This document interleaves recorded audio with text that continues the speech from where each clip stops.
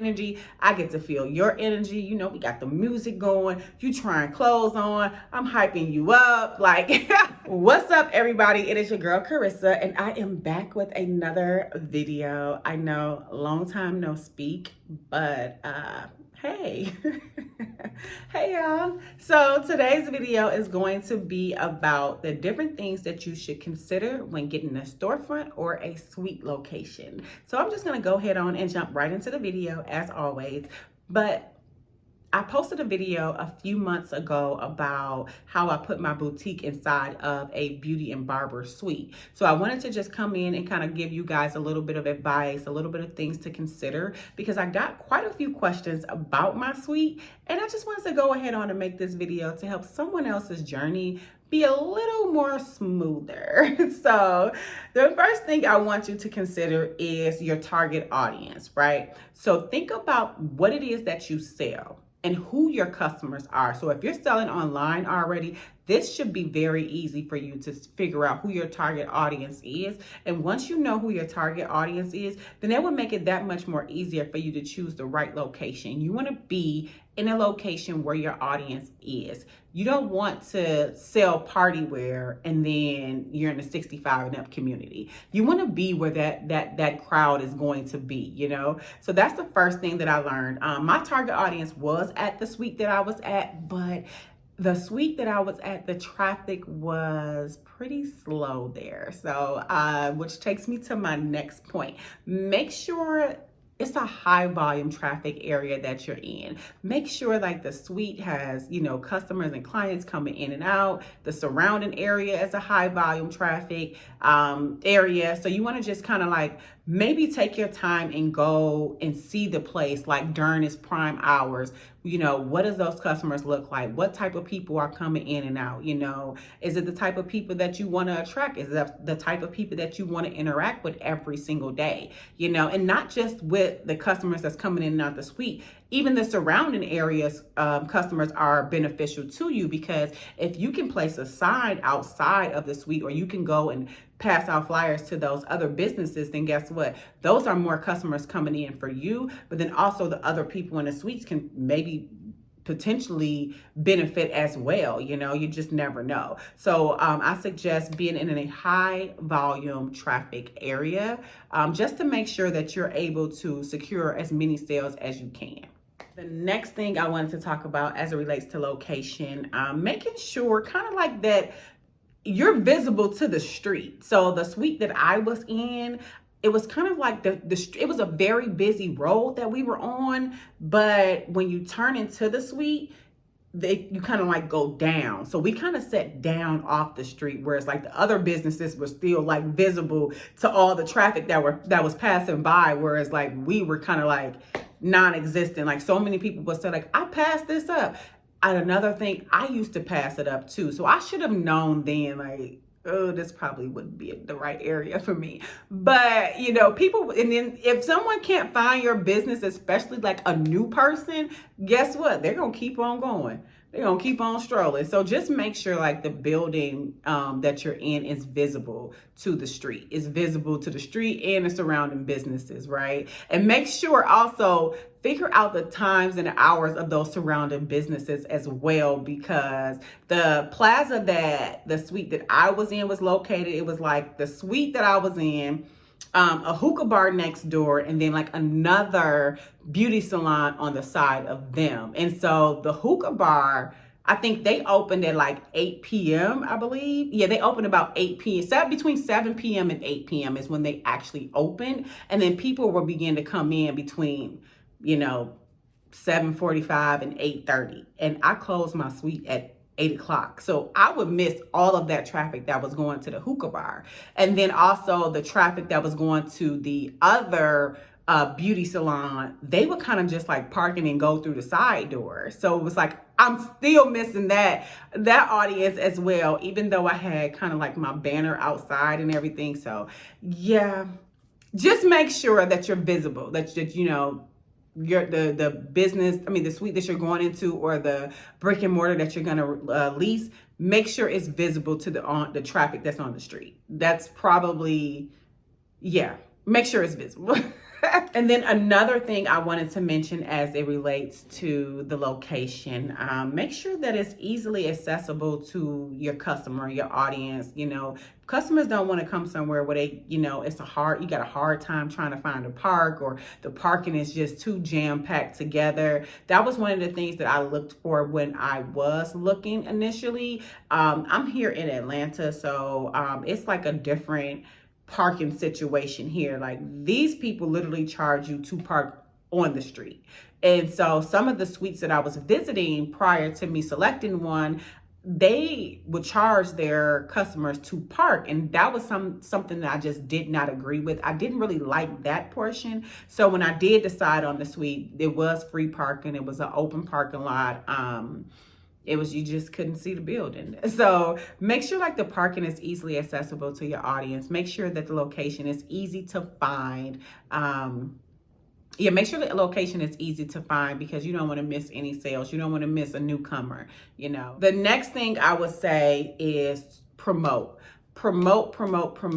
like you've never promoted before. Because even though you're going into a sweet location or a high traffic area, you still want to make sure that you're promoting. And I always say, have some type of grand opening strategy, because that is going to get the word of mouth out there. That's going to get the ball rolling. So when you have like a strategy for your grand opening and you promote that grand opening, even if the people can't make it to your grand opening, you've done enough promo that they know that you're there. So make a lot of noise, sis, when it comes to promoting. So the thing that I should have done, which I didn't do as it related to when I opened mine, I didn't do a grand opening. I didn't do pretty much any promo as it related to me opening my suite. I just kind of started telling people, posting it on social media, asking other people to post it on social media. And then I was capitalizing off of the clients that were already in the suite. So that's pretty much what I did, but I didn't have plans to do that. When I opened my suite, there was a lot of things that began to happen. A lot of obstacles began to get in my way. And so I just kind of invited family and friends to my grand opening. And then I just kind of went from there. But I suggest that you make a lot of noise when it comes to your grand opening. You want to make sure that people know that you're there, whether they make it to the grand opening or not. And the different ways that you can promote is, use every piece of resource that you have. Promote on social media, even if, I don't know if you want to run an ad, but me personally, I wouldn't run an ad, because ads is a little bit tricky and they kind of take a little bit to pick up. But the thing that I would do if I was you guys, I would make sure that I'm promoting on social media on all of my pages, personal and business, asking my customers to promote, asking influencers to promote, just to get the word out there about this new location and this new bomb business that you have, because it's going to be bomb. You got to make sure the people are excited. Like, if they can feel the excitement, I don't care if you don't know anybody in that area. When I feel excitement through something, I'm like, oh, I don't want to miss this. I want to be there too, So you want to make sure that you're excited about your grand opening and that you're promoting it across every single channel that you can do. So even in the residential areas, I would suggest going to put flyers on people's cars, going to put flyers on their doors, because that right there, like, people got to go home, And if you have something taped to my door, I might look at it, I might not, but it just depends on what it is. Real estate agents do it all the time. They do it all the time. So, promote in the surrounding areas, promote on social media. Make sure you have a Google card. So a Google card is like that little card that when you Google a business. So for example, I had mine set where, like, if someone Googled, women's clothing near me, I would come up. If they were within like 10 miles of where I was, my Google card would come up, so it's just like, okay, Lux Style Boutique, here's the hours, here's the location, here are the reviews. And so make sure when you are getting customers and they're purchasing from you, make sure they're going to leave you a Google review. Make sure they're leaving you a review on Yelp. Oh, that's another one. Make sure you have your Yelp card set up as well. These two things are probably a little bit more beneficial to you than Instagram and Facebook, because I know that Apple is paired with Yelp. So if somebody goes to their maps and they say women's clothing near me, whatever is within that radius is going to come up. And then kind of like Android is paired with Google. So when Android users go to their maps and say whatever near me,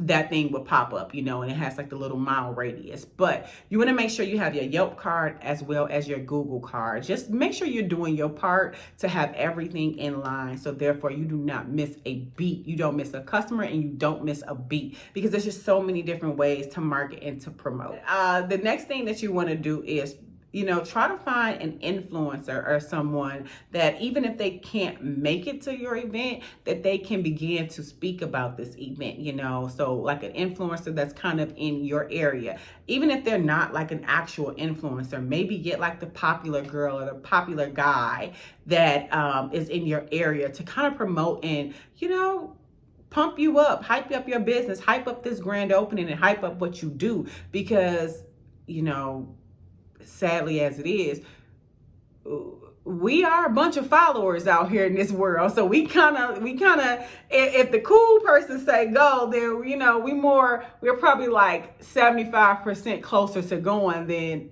someone that wasn't so cool said it. So get someone that has a little bit of influence to promote your grand opening or to attend your grand opening, right? Another thing, run an ad on the radio.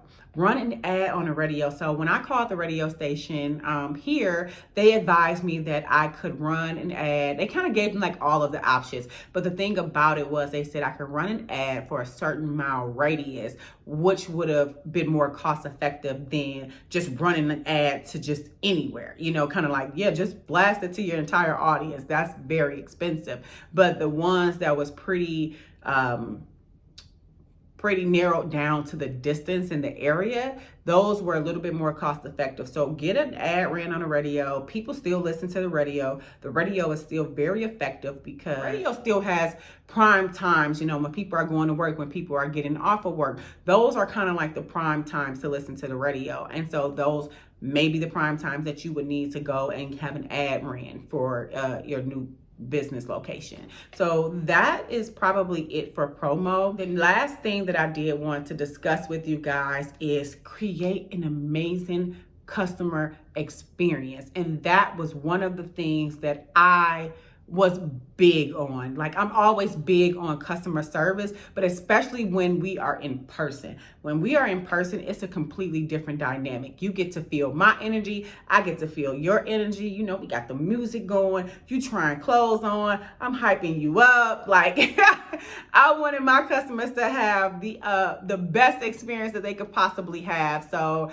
for me, I offer, you know, complimentary wine while they shopped. I had the music going. You know, I kind of was like their personal stylist. Like, I would ask them, hey, where are you going tonight? Or, you know, what is it that you're looking for? And kind of pretty much put an outfit together for them for a particular event. And so, yeah, that's probably it. Oh, and the wine gets them every time because people love free stuff, but especially if it's free drinks. And I'm about to go outside, girl, I'm always coming back over here. So that was just pretty much some of the main points that I wanted to speak about as it related to having a suite location. And just make sure, oh, and the last thing I wanted to mention is that the girls that I was in a suite with were very, very nice. They were, oh my God, I love them. They would tell their clients to come and see me, you know, while they're getting a service done by them. They would ask them, hey, where you going tonight? Oh, you got an outfit? Oh, go and see the girl down there got the boutique. She'll get you right. And I was so grateful for them because they didn't have to do that. And I know I've heard stories about like other places not being so nice, or some of the girls just not really caring about anyone. But I was very blessed and very fortunate to have suite mates, or you know, other suite renters that were pretty cool, and they all purchased from me as well. So just make sure that you are in a friendly, approachable, clean environment that is visible, high traffic, all of that good stuff. And I hope that this video helped you guys. I hope that you see amazing success with your new journey. And until next time.